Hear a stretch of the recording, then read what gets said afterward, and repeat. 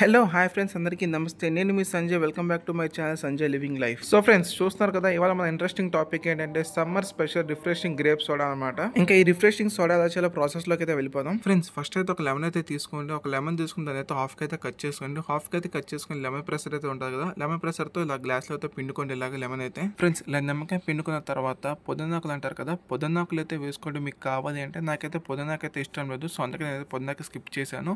తర్వాత కొన్ని ice cubes అయితే వేసుకోండి ఇలాగా. ఫ్రెండ్స్, తర్వాత దీంట్లోకి అయితే గ్రేప్ సిరప్ అయితే ఉంటుంది అనమాట. గ్రేప్ సిరప్ వచ్చేసి మార్కెట్లో అయితే అవైలబుల్ ఉంటుంది. సో ఈ సిరప్ అయితే 50 ml అయితే యాడ్ చేసుకోండి గ్లాస్లోకి అయితే.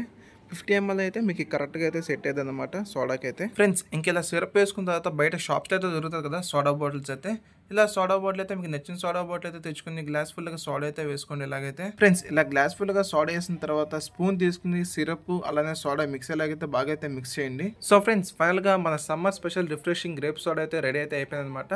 నాకైతే మాత్రం చాలా బాగా నచ్చింది సోడా అయితే. మీకు ఎలా అనిపించిందో కింద కామెంట్ సెక్షన్లో కామెంట్ చేసి వీడియోకి లైక్ చేసి మా ఛానల్ అయితే సబ్స్క్రైబ్ అయితే చేసుకోండి ఫ్రెండ్స్.